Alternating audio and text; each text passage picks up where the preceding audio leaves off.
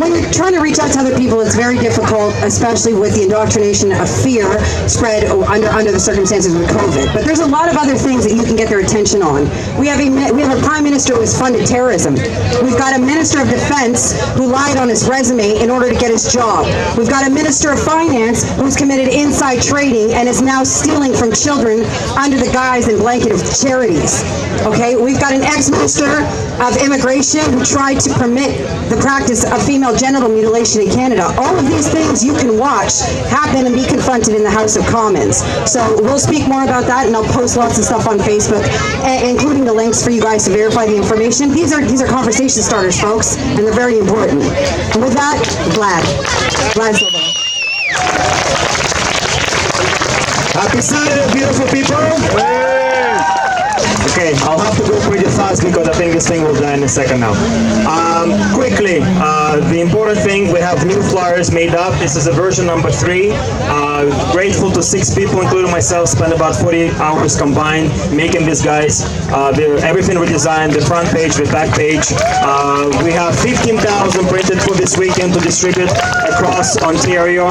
The previous versions, we printed 60,000 and distributed across Ontario, guys. So this stuff works, it's free, you can get it, and you can benefit from everything that we've said here. So take the time, both sides are redesigned, I'm not going to talk about it. It's also on our website, so please upload from the website and then you can benefit from the information. So, what can I say?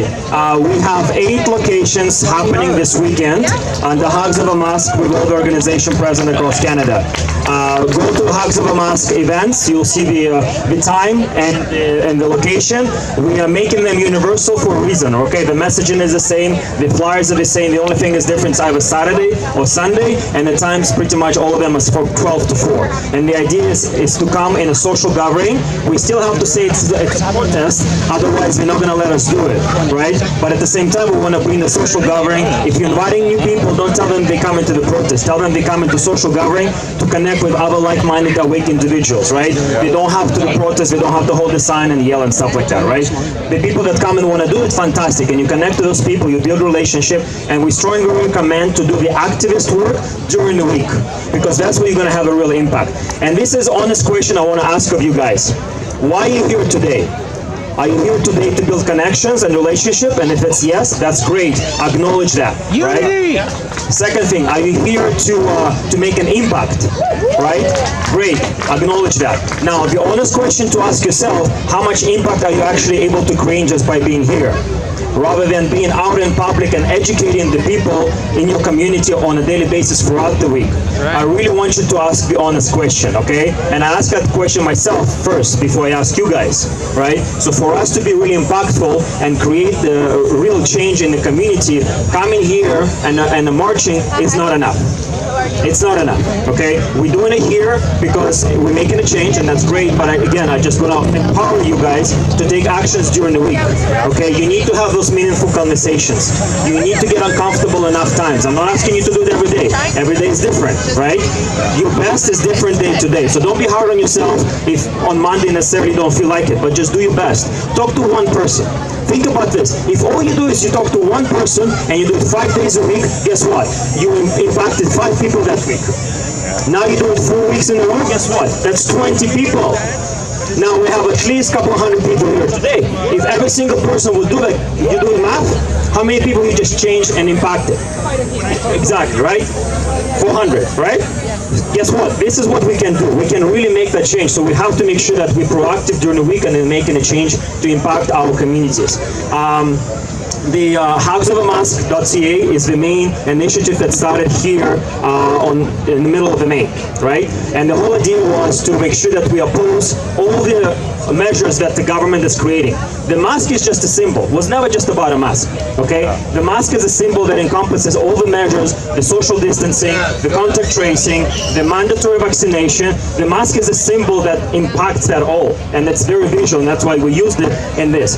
But hugs are first. And that's what it represents: humanity, people coming together, people embracing each other, and defending our way of life. That's what I want you to understand. This is why we created this movement to begin with. And yes, we are working everyone together with making sure that we can cover as much ground as possible, right? That's why all the initiatives are important, because people can relate to different things, and they can be part of all the different organizations at the same time. If you want to just belong to one, that's fantastic. So use whatever angle you can when you're talking to people. You know you people, right? If you know they're very active and they want to hold the sign and they want to do the actual stuff, the Lion movement is phenomenal for that, and it's represented all across the country. The Hugs of a Mask Nation is geared a lot towards the moms and the people that necessarily professionals and they're necessarily maybe afraid to be photographed and then to the workplace featured and stuff like that. So there's different angles you can use. So just I'm empowering you to think about your audience. It's important to know who you're talking to, right? And the idea again is we have to build this movement. I don't want to be right about this. However, I won't be surprised if the curfews that we're implementing in Australia will be coming to Ontario in a couple of weeks, if not sooner.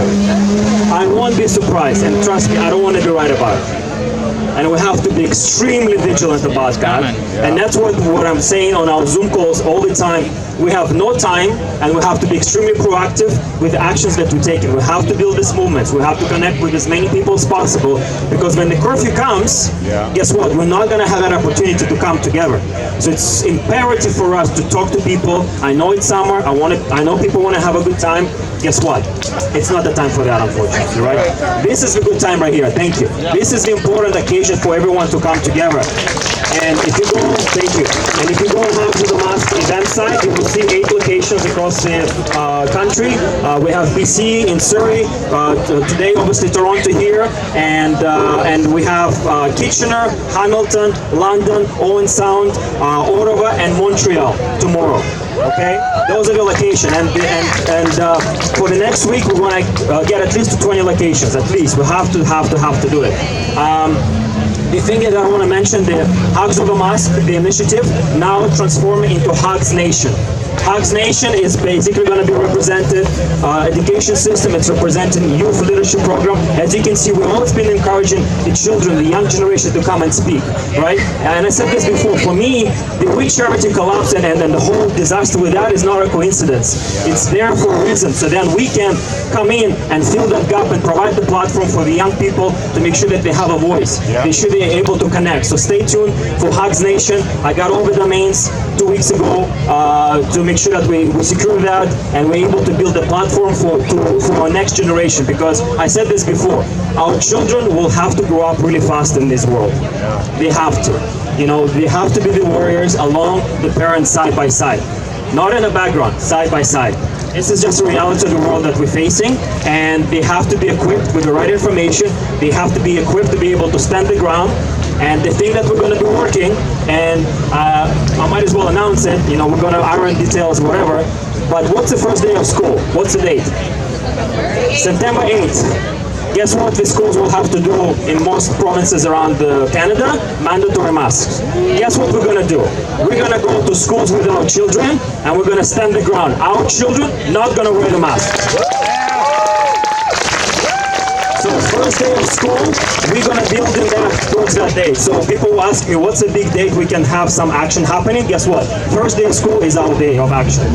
We're going to mobilize. We'll talk about it later. Stay tuned for all the details, guys. We have a lot of stuff going on. We're doing our best to organize everything, but that's what we're going to be working towards. The emails to send information for schools, again, Chris is privateschools@proton email. hugsnation2020@gmail.com. You can send also details. We're correlating a lot of efforts to work together. Because again, if there are a lot of us, we can cover a lot of ground, and guess what? You never know what happens tomorrow.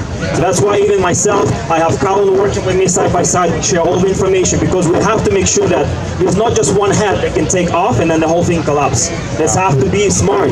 You have to spread the leadership. You have to spread the organizations, because then it's hard for people to take us down. And that's what we have to focus on.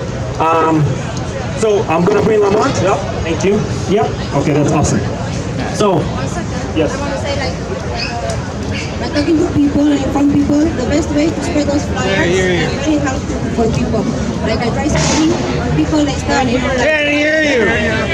So the flyers, like I said, are a very helpful tool, and that's what we said from the beginning. We've been distributing this flyer since May. Okay, guys, the free exemption flyer plus the education part on the back. Okay, so we're saying this is the tool for us to empower people with information. And again, Dr. Tenpenny says, and I agree 100%. I've been saying it from the beginning too. The best way for you to interact with a new person is not to make a statement to them. It's ask a question. Ask a question, plant that seed of doubt. My favorite one is, do you think you can have empty hospitals in a real pandemic?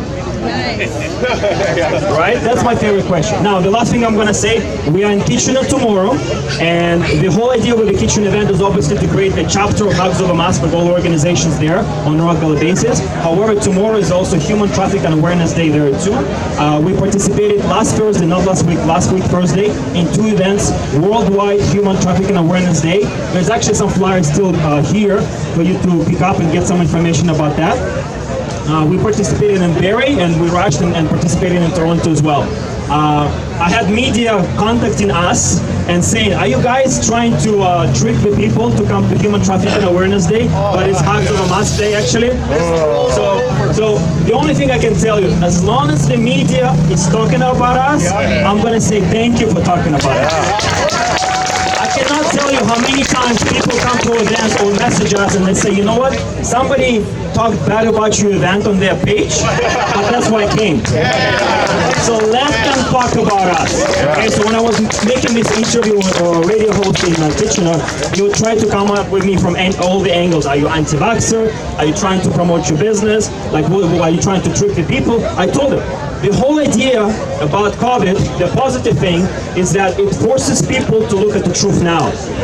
So much things are getting exposed, and that's the benefit of the COVID situation, that we are all talking about the real issues.